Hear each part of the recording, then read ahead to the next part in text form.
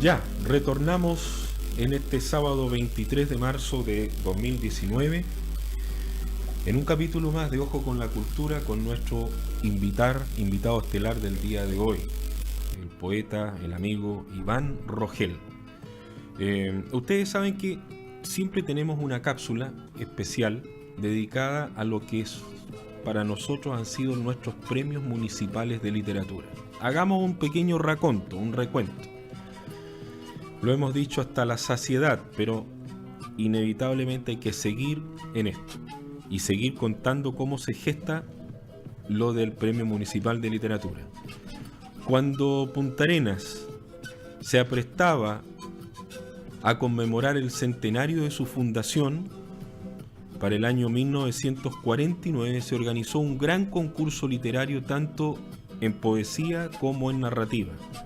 En poesía triunfó sorpresivamente María Asunción Requena, quien se impuso a escritores renombrados como Roque Esteban Escarpa y Marino Muñoz Lagos. Y en narrativa triunfó Enrique Beckman Hansen, aventajando incluso a su propio hermano, don Osvaldo Beckman Hansen. La noche trágica de los Copulles, una novela que tuvo varias ediciones, ganó en ese primer certamen del año 1949. Y usted se preguntará, ¿y Osvaldo Beckman qué pasó? ¿Qué libro, qué obra habría presentado? Una novela llamada La Tierra de las Discordias. Novela, sí, novela, que después se publicó en el año 1955. La Tierra de la Discordia es una novela que está ambientada ahí en el sector de Puerto Natales. 1955. La editorial Atelí, que tiene los derechos de la obra de Osvaldo Beckman, ha publicado esa novela no hace mucho tiempo. El premio municipal se fue entregando en forma irregular hasta el año 1972. Y posteriormente, cuando fallece el poeta José Grimaldi en enero del año 1992, es decir, 20 años después, el Consejo Municipal, que había vuelto, que se había establecido una vez recuperada la democracia, presenta una moción que es respaldada por todos los miembros en esa época. La moción fue creada por el concejal Luis Godoy Gómez, en la idea de recuperar este antiguo premio municipal de literatura y darle una característica nueva. Esta moción fue presentada el año 93 y el premio comenzó a entregarse desde 1994 hasta el año 2016. Cada 2 años se fue premiando a una trayectoria de un escritor. En 1994 se le entregó por vez primera el premio a Marino Muñoz Lagos, en 1996 a Silvestre Fugeli, en 1998 a Carlos Vega Letelier, el año 2000 a Eugenio Mimisa Barassi, el 2002 a Pavelo Yarzún Díaz, el 2004 a Dinko Pavlov Miranda. Después hay un vacío que dura aproximadamente 12 años, hasta que el 2016, por iniciativa de la Sociedad de Escritores, se reactiva la entrega de este premio municipal y queda sancionado esa entrega a Astrid Fugeli, a la cual se le hace entrega de ese premio al año siguiente, el 2017. Dijimos, en el año 1998 se le entrega el Premio Municipal de Literatura a don Carlos Vega Letelier, hombre nacido en Valparaíso, que a contar de los años 40 se radicó acá en Punta Arenas, en la zona de Magallanes. Era un marino mercante, un hombre que conocía muchísimo esto de literatura marítima. Fue un gran conocedor también de la obra de Salvador Reyes, otro premio nacional de literatura del año 67. ¿Qué escribía Carlos Vega Letelier? Principalmente poesía y también novela. En el ámbito de la poesía ya había destacado con los siguientes textos: Páginas Blancas, que del año 1942, Silabario de Sonidos de 1944, Cosecha de Coironales de 1967, Vuelve a ser mía, que es del año 2000. Es su último texto escrito y publicado en vida. Don Carlos Vega Letelier nació en el año 1916 y fallece en marzo del año 2003, acá en Punta Arenas. Pero él también destacó como un gran escritor de obras narrativas. Entre otros libros tenemos La Raya Roja, que es del año 1968, Hombres de Mar, del año 1972, y su obra famosa, que tiene el Premio Nacional Salvador Reyes, Pasión y Muerte del Velero Cóndor, que es del año 78 y que después ha tenido otras ediciones. Hacemos un reconocimiento entonces, sentido, querido a Carlos Vega Letelier, que además fue un gran impulsor de aquellos encuentros literarios que marcaron una época acá en Magallanes. Fue partícipe de la Sociedad de Escritores de Magallanes. Estamos hablando de estos encuentros de escritores de 1980, 82, 84. Él fue el hombre que propuso y que dijo que es importante crear una especie de compendio, de glosario, de apéndice que contuviera todo lo que se había escrito sobre Magallanes en una especie de libro. Esto se tomó, se llevó a efecto y finalmente en 1988 el profesor y académico Ernesto Livasich Gazzano publica su libro Historia de la Literatura de Magallanes, un trabajo mancomunado en que participaron varias instituciones junto con la Sociedad de Escritores de Magallanes, gente de la Universidad Católica de Santiago, gente de la Universidad de Magallanes, que elaboraron este trabajo que es como un manual de cabecera para encontrar y reencontrarnos con muchos de estos autores que hoy día aparecen un poquito perdidos y olvidados.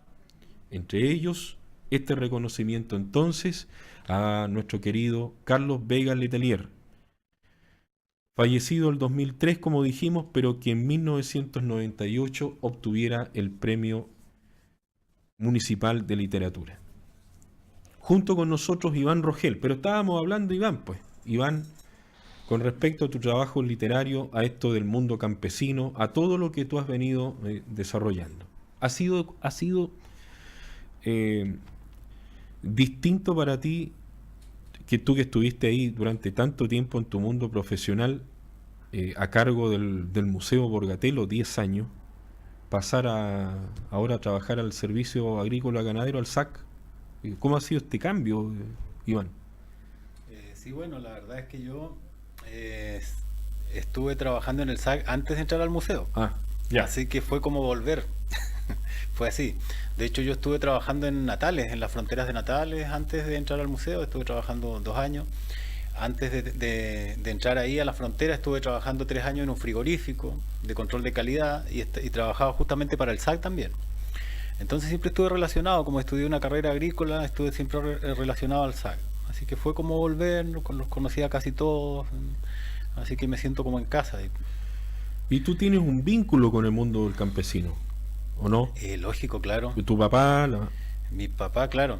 O sea, yo crecí... Me imagino que ellos vivieron el proceso de la reforma agraria, el presidente Eduardo Frei Montalva, Salvador Allende, todo eso que pasó. Todo eso que pasó, lógico, claro. Entre 1967 a 1973 principalmente. Más o menos, claro. Yo era chico en esa época, entonces tengo ciertos chispazos nomás de recuerdos, pero sí, sin duda que sí. Fueron épocas difíciles de repente, algunas otras épocas medias complicadas igual. Pero mi viejo siempre trabajó en el campo, o sea, yo crecí en una zona rural donde estuve siempre en contacto con gente de campo. Mi viejo era arriero, trabajaba mucho tiempo en la huella, se perdía en la huella con otro montón de gente que trabajaba en lo mismo, que eran gauchos, campesinos que llegaban a pedirle trabajo a él porque él era encargado de los arreos. Él conseguía los arreos, digamos, era como el contratista, se le llamaba encargado o capataz de tropa también le dicen. Él era el encargado, entonces la gente llegaba al huerto a caballo y llegaban gente de todo tipo con diferentes colores de caballo, diferentes aperos, con un montón de perros. Entonces Te voy a hacer una pregunta al tiro. Era muy ¿Cuál es lindo. la diferencia entre el gaucho y el campesino? ¿Por qué uno dice el gaucho? Imagínate, estamos en Punta Arenas. Si yo voy a una ciudad, Concepción nomás, Ya. o voy a Santiago, y yo digo, vengo a un lugar, tuve recién un encuentro con unos gauchos. ya, No lo pueden creer. sí. No lo pueden creer. Como gauchos, en Chile, gauchos. Y lógico que sí, pues, Ya. lógico que hay, especialmente en la Patagonia. En la Patagonia. Aysén y Magallanes tienen gaucho como personaje típico, lo que pasa es que ¿Qué es la característica del gaucho? el gaucho es una filosofía particular. El Perfecto. campesino es una persona que se dedica a trabajar en el campo. Campesino es un nombre más genérico que Perfecto. abarca a todos los tipos de filosofía, digamos. ¿Ah? Es un nombre más genérico. Cualquier persona que trabaje en una actividad agrícola pasa a ser un campesino. Ahora, dentro de esos campesinos hay gente que tiene una filosofía particular, un modo de ver la vida, un modo de hablar, un modo de vestirse, y eso es un gaucho. Dentro de los campesinos existen los gauchos, pero el campesino es una palabra más genérica. Dentro de la misma Argentina hay siempre una discusión entre lo que es el gaucho y el paisano.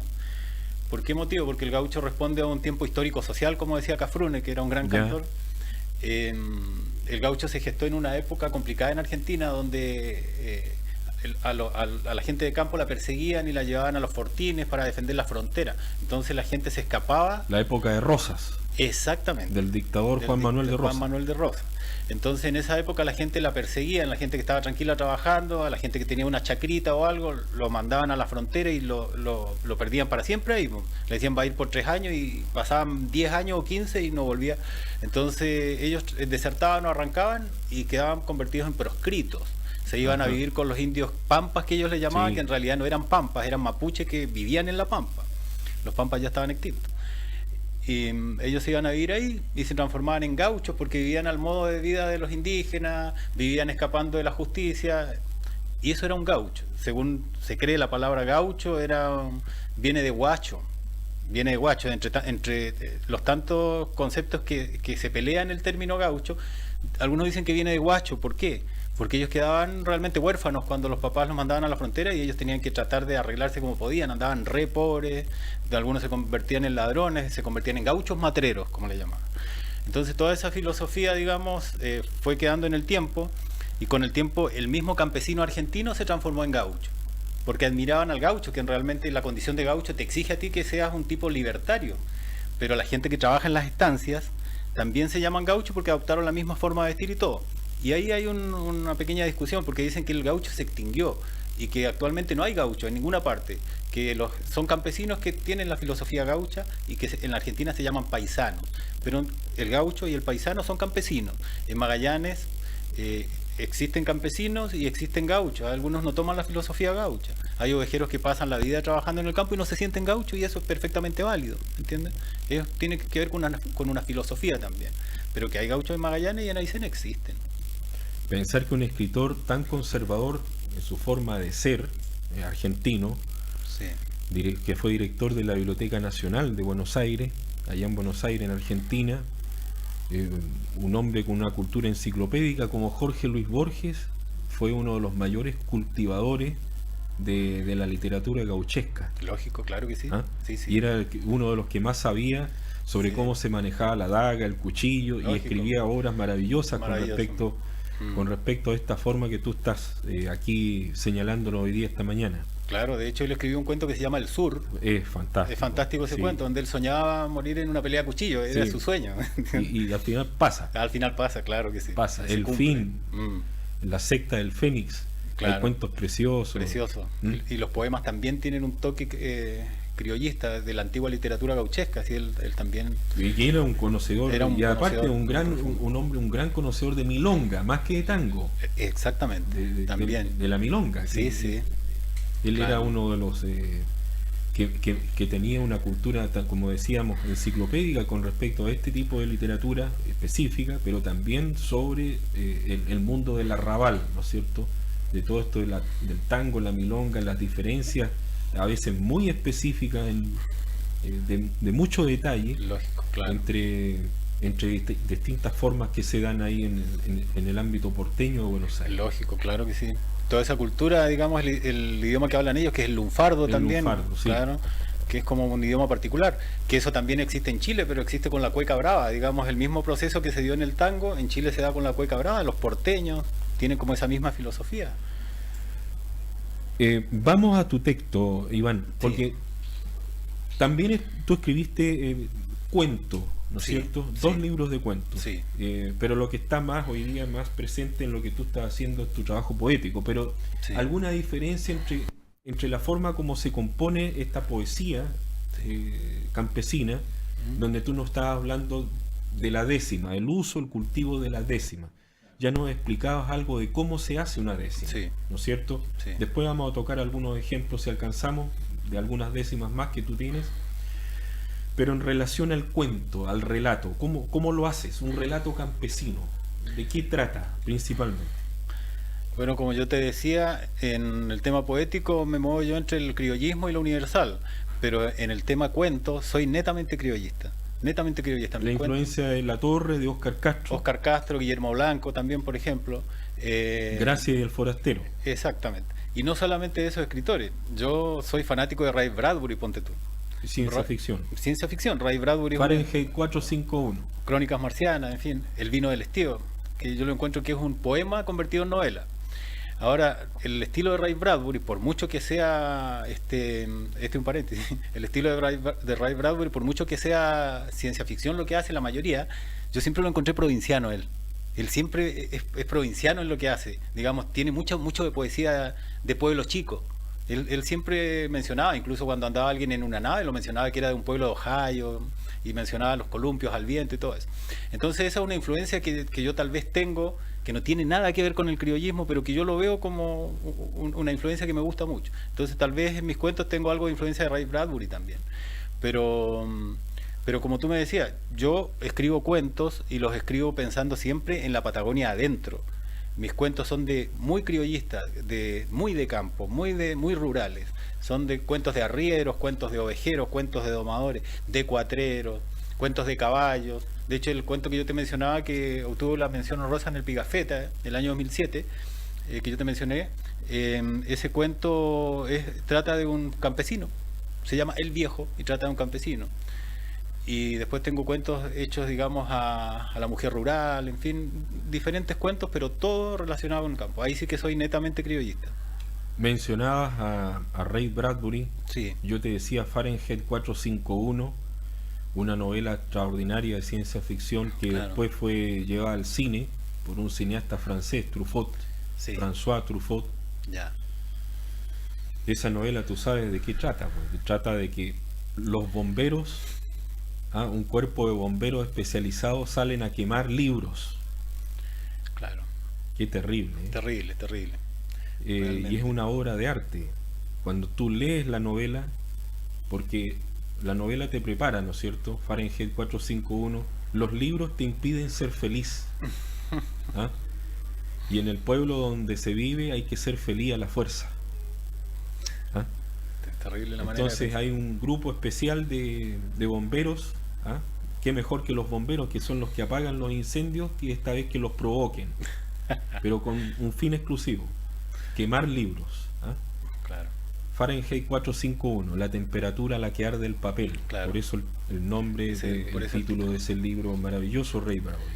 Sí, Y viéndote, maravilloso, sí. y un poco me acordaba de estas pasiones que uno tiene en forma como escritor, me acordé de Nikolai Gogol, Ah, sí, me acordé de su obra, este gran escritor ucraniano, Gogol, uno de los padres, muchos le dicen padre de la literatura rusa, pero él era ucraniano. Lo que pasa es que Ucrania en ese momento formaba parte del imperio ruso, imagínate, y después Claro. fue parte de la Unión Soviética. claro. Entonces Gogol nunca fue reconocido como un ucraniano, y él fue el primero que incorpora, tú me hablabas de los gauchos, Gogol fue el primero que incorpora a los cosacos dentro de este contenido de la literatura rusa o soviética. Mira tú cómo viene el efecto de la apropiación, Lógico. cuando en realidad es algo netamente del mundo ucraniano. Cuando uno ve los cosacos, la policía llegó aquí. Bueno, ¿de dónde viene todo eso? Los cosacos son ucranianos. Y tú tienes que ir escarbando, ¿no es cierto?, yendo hacia atrás, hacer una reconstrucción en la literatura para darte cuenta de que hay un escritor, Nikolai Gogol, que habla en Taras Bulba, Almas Muertas, Diario de un Loco, habla de estos cosacos, ¿no es cierto?, que aparecen como los defensores de esta patria oprimida, que eran los ucranianos, que ya por el año 1600 tenían mucha educación ellos, mucha cultura, pero estaban sosteniendo unas guerras fratricidas terribles contra los rusos y contra los polacos. Mira qué terrible. Sí, claro. Qué terrible. Nikolai Gogol, me acordaste de... Sí, sí. Me hiciste acordar de Gogol a partir de Ray Bradbury y todo lo que tú estás señalando. Sí, sí, sí. Oye, Iván, décimas. Claro. Tenemos, no sé cuánto tiempo, poquito tiempo, pero de todas maneras Sí, sí. sería bonito que nos leyera algunas décimas más para ir compartiendo Bueno, perfecto. y dejarte extendida la invitación, porque yo creo que esto de las décimas se está viendo y se está empezando a leer y a estudiar ahora más que nunca. Ya, yo creo que perfecto. hay un retorno a esto de los orígenes, a esta búsqueda, así como ha sido plausible, ¿no es cierto?, recuperar, ir a lo que han sido nuestros pueblos ancestrales, y hay toda una mirada de retorno hacia eso, también yo creo hacia el mundo del campesino. Lógico, claro que sí. Claro. Es interesante eso, ese fenómeno que se está dando. Sí. Bueno, este libro, como te digo, tuvo una pequeña edición y ahora en abril va a salir una edición grande, que está en imprenta ya, con las décimas australes. Te voy a leer un poema en décimas. Perfecto. Que son 4 décimas en realidad. Es un poquito regionalista el poema. Sí. Yo soy regionalista. Que es una característica también de cuando tú escribes, del escritor que escribe en décimas. Lógico, claro. Va a intentar, ¿no es cierto?, colocarle ese sello regional. Exactamente. ¿No es cierto? Sello regional. Ya, se llama Magallanes, para contextualizar, digamos. Dice: 4 climas en un día, tierra de anhelo y resabios, maldita para los sabios, bendita en el alma mía. Ella guarda la porfía de la sangre de Zamora, del viento que nunca llora, porque es macho y patagón, y enciende con su malón la antorcha de las auroras. Tierra templada al acero de las tercas tempestades, surcada en sus soledades por el indio y el carrero, por el torvo aventurero que grabó oscura inicial, entre el oro y el bagual, el Winchester y el cuchillo, guiando cual lazarillo la ciega muerte brutal. Cuánta inconsciencia mi pampa, cuánto heroísmo a la par, para poder domeñar tu brava y hermosa estampa. Fuiste la inocente rampa de riqueza de extranjeros, te hirieron los traicioneros, centralistas mal gestados, y tus indios balaceados hoy te duelen en el cuero. Tanto costó tu leyenda, pagada sangre y dolor, que quedó arisco el amor perdido en alguna senda. Que el de afuera no te entienda es una pobre cuestión, no tocan tu corazón los ignorantes olvidos, pues tus hijos bien nacidos adoran tu maldición. Eso es. Iván, Sí. uno nota de que ahí hay una cantidad importante de elementos que tú incorporas. Por ejemplo, ahí hablaste del Winchester, Sí. hablaste de Claro. ¿Cómo consigues todo eso? Bueno, tú bien lo mencionaste, yo trabajé 10 años en el museo, tenía una biblioteca, estuve a cargo de la biblioteca durante 10 años. Ya. Tenía libros históricos, Pero leía. eso, ya, ahí te quiero llevar Sí. un poco de eso, porque poesía popular muchas veces los prejuicios que Sí. uno tiene, me voy a tener que incorporar, ¿ya? No es así, pero lo voy a tener que decir así, como que yo también estoy dentro de Claro. esta crítica. Poesía popular significa poesía, ¿no es cierto?, del bajo pueblo, entonces cualquiera puede escribir cualquier cosa, Eso es lo que creen, efectivamente. ¿ya? Mm. O sea, yo puedo ser escritor de poesía popular sin necesidad de tener estudios, sin necesidad de tener un buen manejo del léxico, del idioma.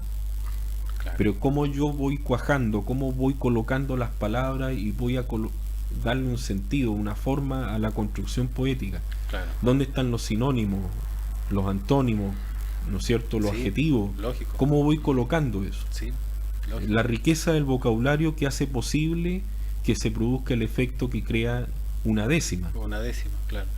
Por Me eso- imagino que tú tienes que trabajar con diccionarios, con... No, lo que pasa es que, bueno, yo leo harto. No leo mucha poesía en realidad porque siento que puedo contaminar mi estilo, pero leo hartos libros técnicos y cosas así, y leo hartos libros de historia también. Entonces, eso, bueno, tú me hablas de la poesía popular. Yo no me defino como un poeta popular, no precisamente porque discrimina a los poetas populares. Hay grandes poetas populares, pero como tú bien dices, hay gente que cree que en la poesía popular todo está permitido, y no es así. Lo que yo hago es poesía criollista, con un toque, tratando de darle un toque universal, es decir, las décimas que yo escribo, le inyecto un poquito más de lenguaje, un poquito más de un toque universal, como te digo yo, para que tengan más llegada. Entonces ahí tú me dices, bueno, ese es el conocimiento que yo tengo, digamos. Yo te hablaba de la sinalefa, que es una manera de ir uniendo las vocales al principio y al final de las palabras para ir construyendo la sílaba. No son sílabas gramaticales cuando tú cuentas. Entonces de repente algunos no saben eso y cuentan las sílabas de la décima como sílabas gramaticales. Y ahí le sale mal la décima, le sale despareja. Iván, estamos ya llegando al límite del programa. Términos, la dictadura de Cronos. No, lógico. Pero esto es así. Es así, claro. Quedaron un montón de ideas pendientes que vamos a tener que retomar. La invitación queda hecha una vez más, Iván Rogel, amigo, poeta, profesional destacadísimo. ¿Cuántas veces tuvimos la oportunidad de compartir ahí en el Museo Mayorino Borgatelo? Sí. Tú que estuviste a cargo de esas colecciones gigantescas que tienen de un valor inimaginable ahí en el museo. Uh-huh. Y ahora en esta labor que estás realizando al interior del servicio agrícola ganadero, junto con tu trabajo como poeta, como cultivador de todo este trabajo de recuperación del criollismo. Sí, criollismo. Y tu aporte tanto en poesía como en prosa de esto llamado así literatura campesina, de la cual me considero un neófito y que estamos tratando de aprender a partir de lo que tú hoy día nos has venido a enseñar. Bueno. Gracias, Iván. La invitación queda cursada. Y a ustedes, gracias, por supuesto, por estar con nosotros esta mañana en Polar Comunicaciones a través de la Radio Polar, Polar Televisión y radiopolar.com. Nos vemos. Gracias. Chao.